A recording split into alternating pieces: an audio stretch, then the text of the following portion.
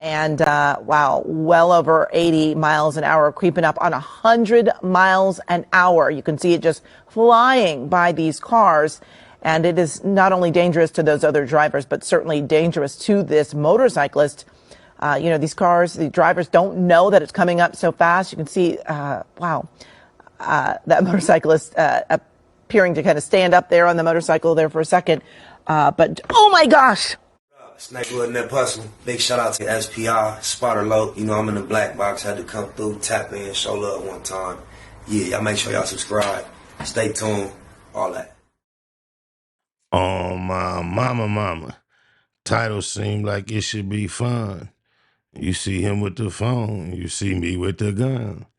So no further ado, let's see what these crazy-ass posters have been up to. Oh, my mama, be careful what you post. Be smarter than most. Don't go out like the dumb ones on the East and West Coast. This very photo would lead to the death of this young rapper. Because in the photo you will see almost the entire Airbnb address. His family believes someone targeted Quanah Bunkley because of a social media post he made about the amount of cash he was carrying. I wanna sincerely apologize, bro. Yo, look, that's all it was. That's all it is, bro. Nah. I ain't gonna front. Look. Yeah, I'm actually scared. The information we got is that he allegedly had commented on a post on Facebook a day after he was targeted. We all use social media, but sometimes the wrong post at the wrong time can turn social media into a death sentence. Today, we'll explore dumb posts that made people targets for hitmen, starting from the least to the most disturbing. So my goal this year is to give you guys double the amount of videos without sacrificing quality, and to do that, we gotta keep growing. It would mean the world to me if you followed me right now on this app, and I will do my very best to make the best videos I possibly can for you. I'm Visual Venture, you are awesome. The King of Mexico.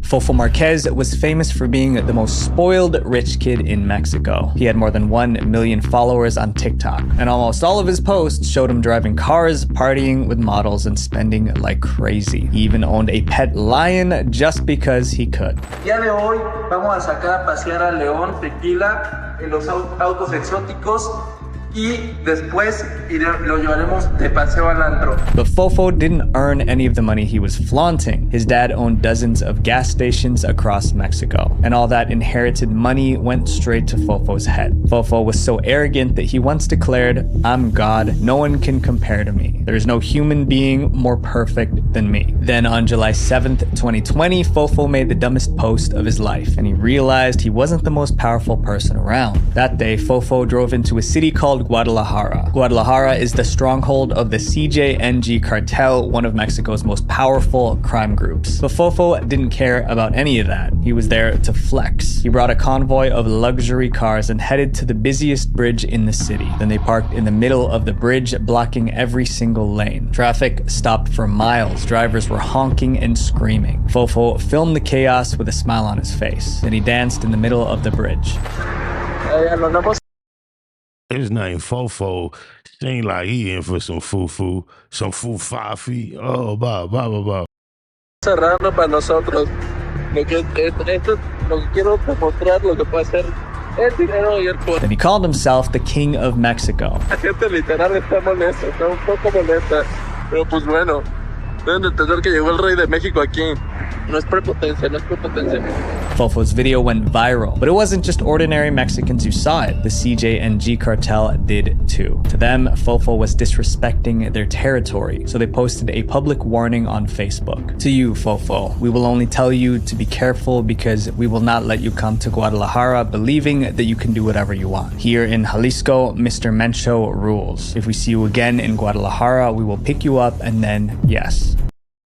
I know he didn't just ignore that warning. He didn't take heed to that?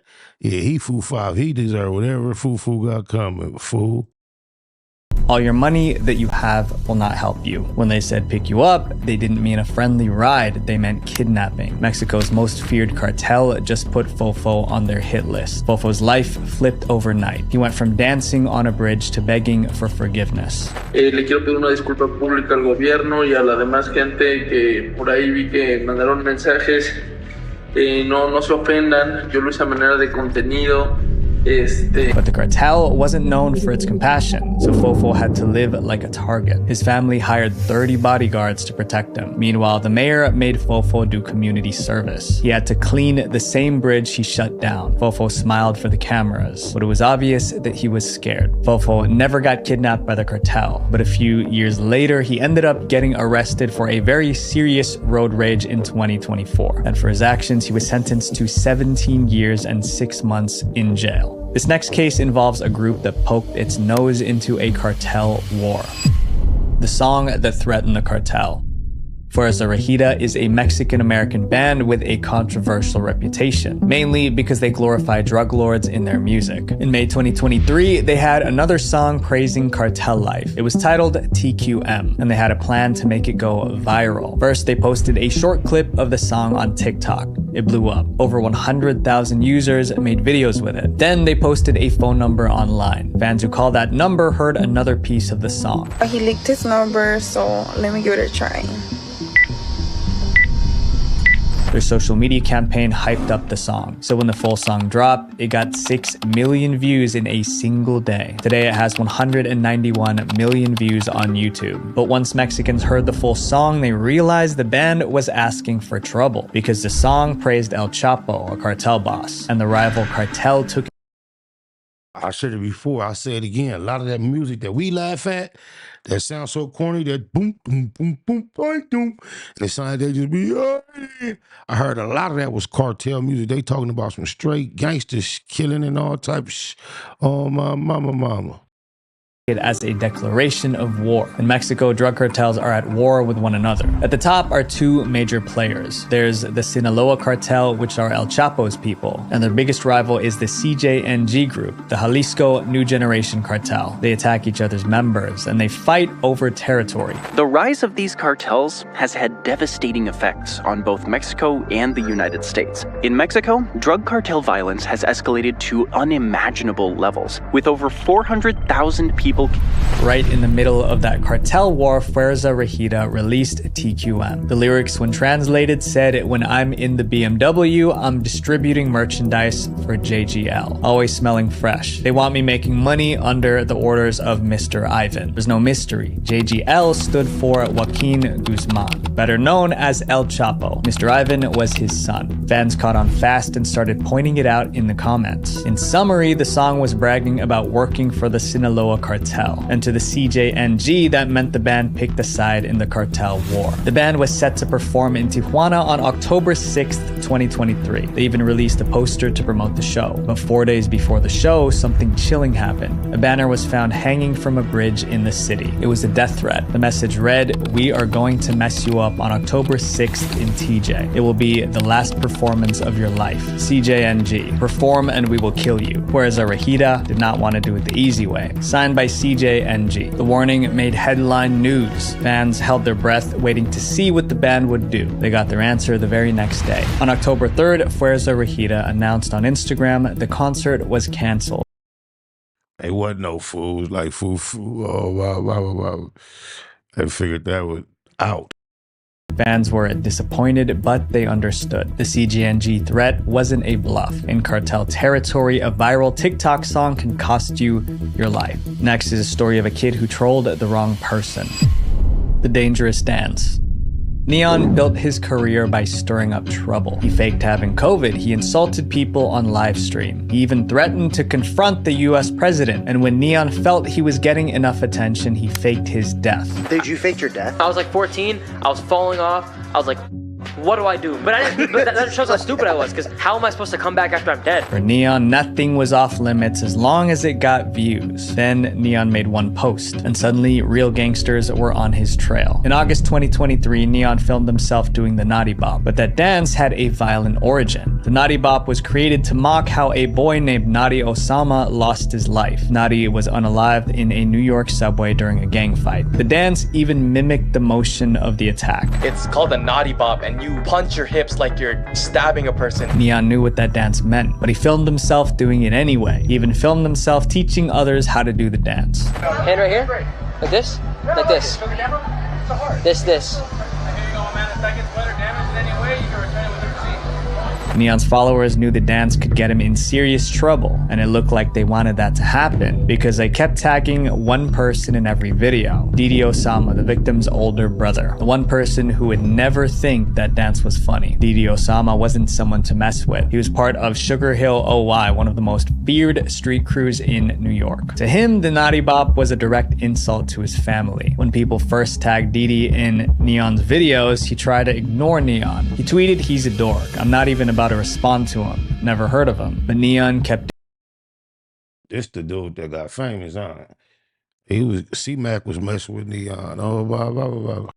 Doing the dance, and Didi kept seeing his brother get mocked. In December 2023, Didi finally decided to take action. One day, Neon was live streaming when Didi Osama showed up, and he came with his crew. Didi confronted Neon right on camera. Viewers saw it happen in real time. Like, he's my dad, little brother, my heart. Like, I got my son in the back of my chain, my heart. Nah, you understand that? I shouldn't have played about that.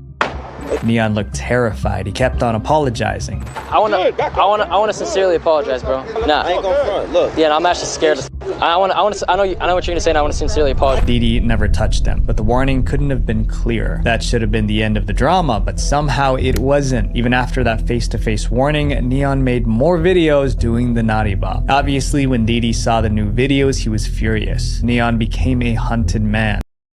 I know he better not have encountered him again without doing nothing after he showed his dead loved one and all that and did all that verbal pressing, gave him a pass. Now he kept it cracking. You bump into him again, you're supposed to smash his ass. Oh, my mama. There were times Neon had to run because he heard Didi was nearby. Oh my God, they're coming! They're coming to me!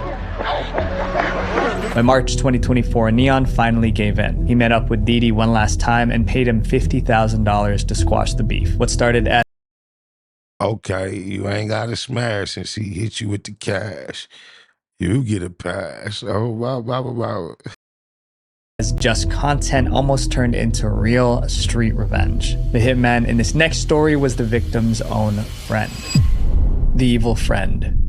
In September 2023, Quanah Bunkley got good news. A settlement check from an old injury arrived in the mail. The amount was $7,000. He had no idea that that money would soon ruin his life. Quanah was just 20. He worked at a steel factory, so a free $7,000 felt like hitting the jackpot. As soon as he cashed the check, he showed off the money on Instagram. He wasn't there to flaunt the cash online, but the danger wasn't in the post, it was in who saw it. The same day Quanah posted the video, he was out driving with his girlfriend.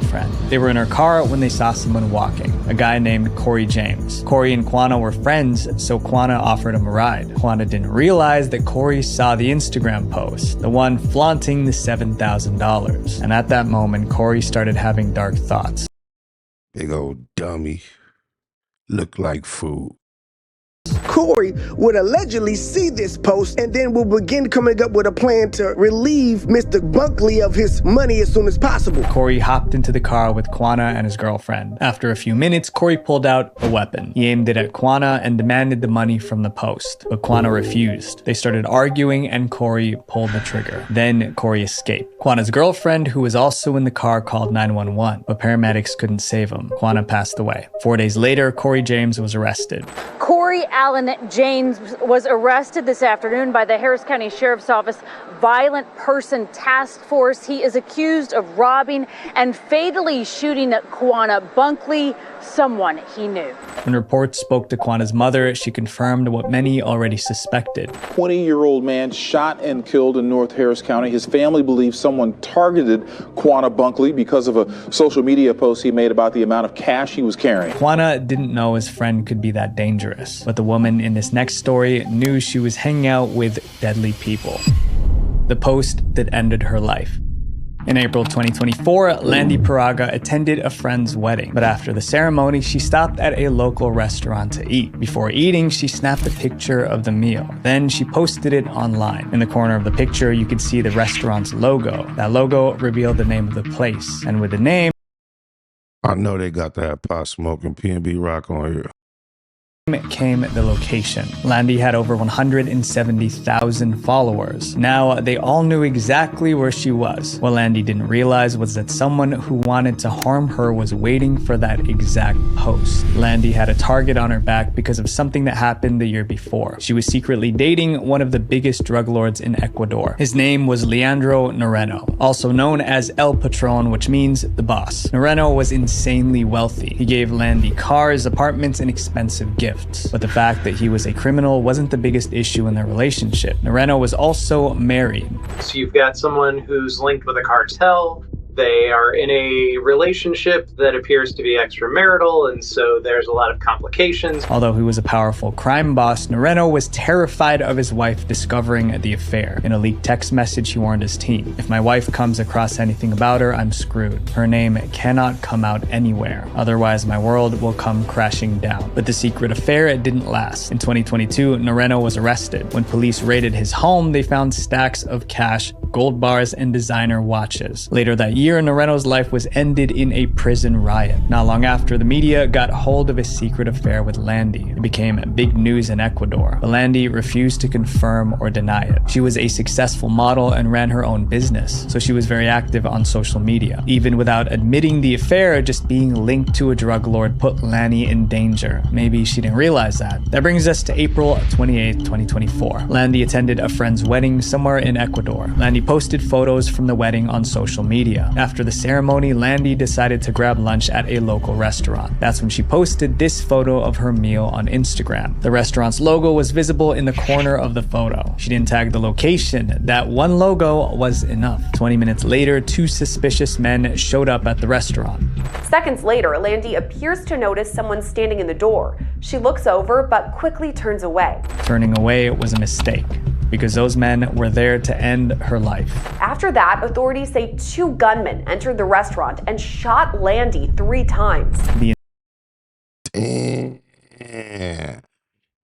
That place looks so civilized. They don't be giving a entire hit took less than a minute. The gunman got away, and sadly, Lanny didn't survive. Police launched an investigation right away. They concluded that Lanny's post tipped off her killers to her whereabouts. Well, why was she targeted? There were 2 theories. Some believed Noreno's wife heard about the affair and wanted revenge. Others believed the cartel ordered the hit to keep Lanny quiet, especially because the police knew that she dated the crime boss. She was viewed as a risk, that she would give information up.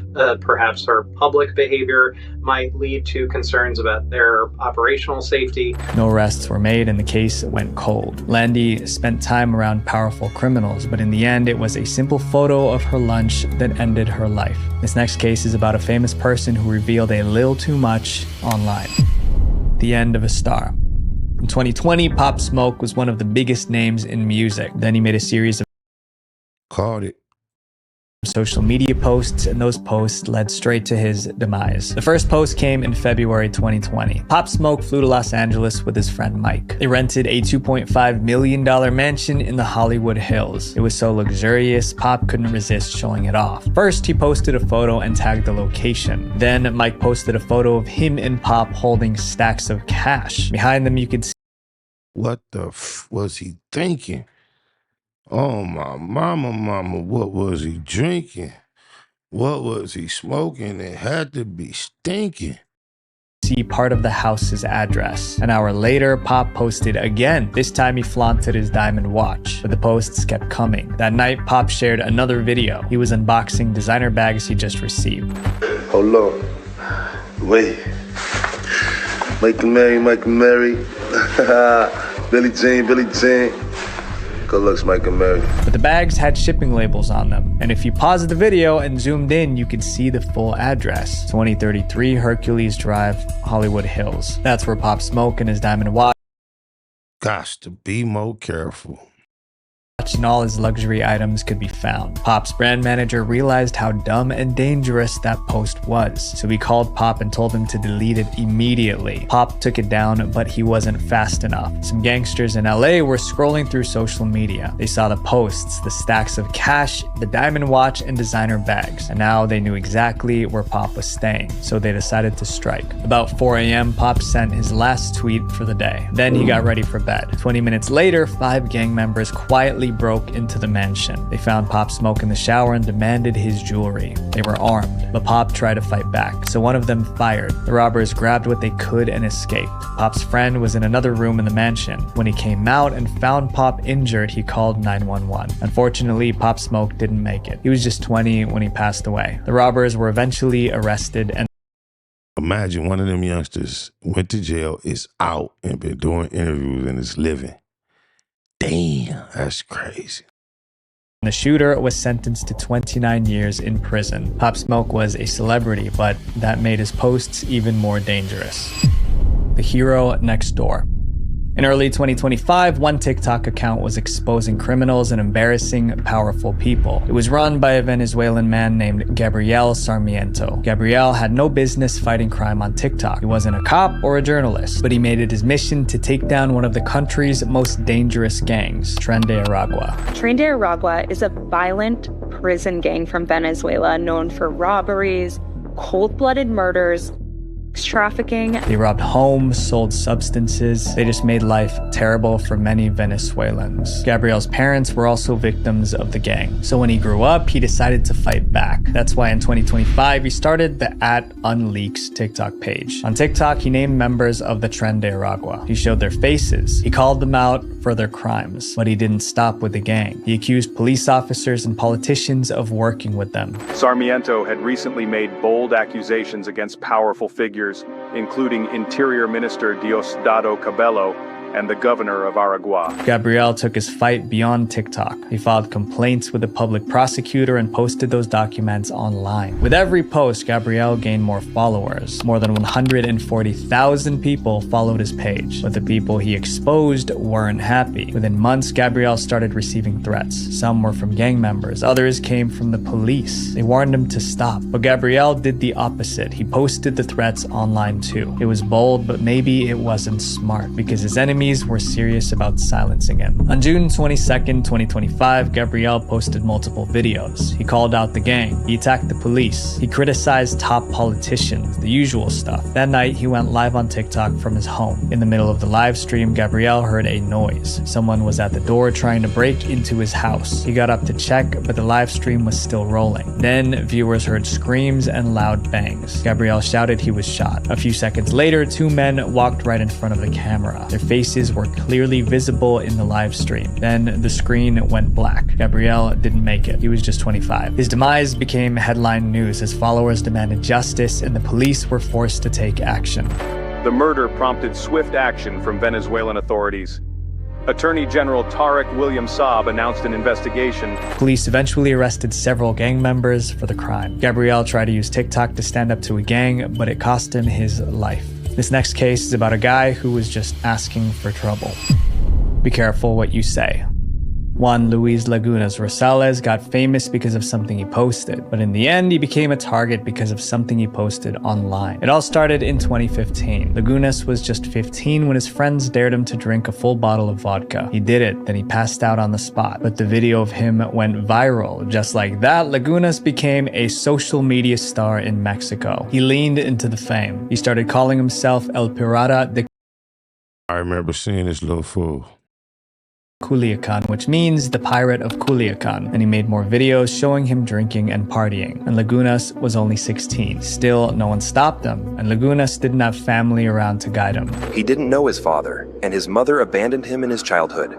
His grandmother raised him and tried to provide necessities as much as she could. Sometimes he drank so much he threw up on camera, but the more reckless he got, the more followers he gained. By the time he was 17, he had over 700,000 followers on Facebook and 300,000 on Instagram. He was so popular, the brands paid him to show up at events. Bands also put him in their music videos. And then at the height of his fame, he finally got arrested in Tijuana for drinking before the legal age. But that didn't change him. After he got out, he kept doing reckless things. Then in late 2017, he made a post that crossed the line. He filmed himself insulting a ruthless crime boss. The CJ&G cartel has been called the most powerful and violent cartel in Mexico today, and they're rich. Reports say CJ&G assets are worth over $20 billion, and the head of this criminal empire is El Mencho. But when Lagunas got drunk in late 2017, he sent an offensive message straight to El Mencho. He said a phrase that was a huge insult. The video went viral viral. Millions saw it, and so did El Mencho. 3 weeks later, Rosales was still partying like nothing happened. Then he made the dumbest post of all. On Monday, December 18th, 2017, he posted on social media telling his followers that would be at the bar called Menta 2 Cantaros in Zapopan and Jalisco, and that they should meet him there for some drinks. At 11 p.m., 4 men walked into the bar where Lagunas was. They took his life. No one knows for sure if El Mencho ordered the hit, but police said they were investigating a possible link to the Lagunas videotaped insult toward El Mencho. Lagunas' story is the perfect example of how social media can make you famous and then destroy you. My friends, remember this: going viral is never worth your life. Visual Venture.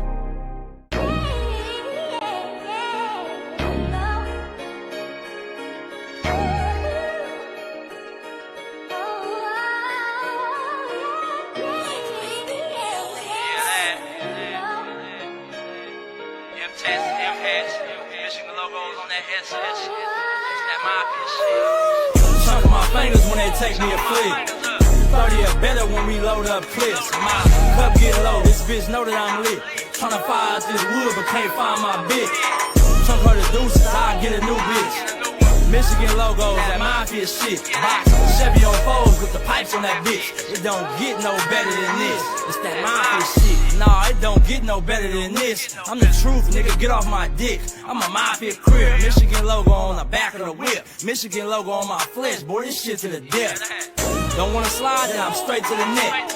Pass for a bag, then I'm straight to the set. My cup on full, with a gang of my wet. Wanna beef with the set? Bring a gang of your best. From the big to the little, from the babies to the tiny, from the infants to the newborns, with the locs where you find me. From the players to the hustlers, even the non-affiliates. He ain't from the hood, but he was born in it. Blood blue in my veins, I'm born with it. Daddy, uncles, brothers, and cousins, they did it. Since a kid, I grew up seeing Crippin', no cap. Michigan jersey, this a throwback. Ain't gotta holler mafia, they know that. Chunk of my fingers when they take me a flick. 30 or better when we load up clips. My cup get low, this bitch know that I'm lit. Tryna fire out this wood but can't find my bitch. Chunk her the deuces, I get a new bitch. Michigan logo, that mafia shit. Box, Chevy on foes with the pipes on that bitch. It don't get no better than this. It's that mafia shit. Top off the Remy Martin, I hit my target. These bitch ass niggas ain't got me started. A push of a button and I can start it. He ain't take the deal, cuz 40. Spark that pistol the first night I bought it. Chunk of my fingers when they take me a flick. Yeah, that. It's a Chevy S10 sounding just like a Hellcat with 2 pipes on it. I said it, I stand on it. Off the back, like I'm from the 40s. What you know about gold trophies? Gold chains and gold rags on me. Only politic with real homies. I know all my big homies. We put the hood on the map, hopping out a scat pack. All blue hat that say Baymax. The motherfucking truth. Why the fuck would I make it up? We be putting belt to ass. Them niggas don't play with us. They hit me up and I'ma holler mafia crip. On the count of 2, take my flick. Yeah, that. Chunk of my fingers when they take me a flick. 30 or better when we load up clips. My cup get low, this bitch know that I'm lit. Tryna fire out this wood but can't find my bitch. Chunk her the deuces, I get a new bitch. Michigan logos, that mafia shit. Box, Chevy on foes with the pipes on that bitch. It don't get no better than this. It's that mafia shit. Yeah, that. Big M's, doubles to be exact. Mafia crib. Holla which one, I'll say all of them. Believe that.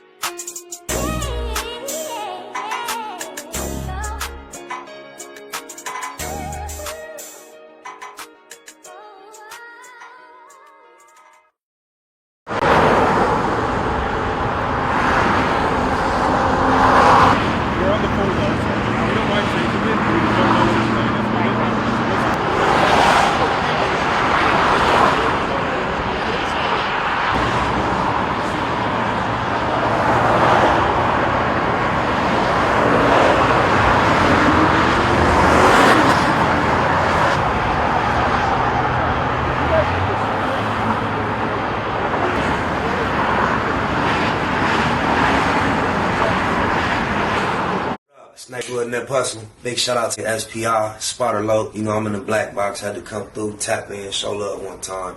Yeah, y'all make sure y'all subscribe. Stay tuned. All that.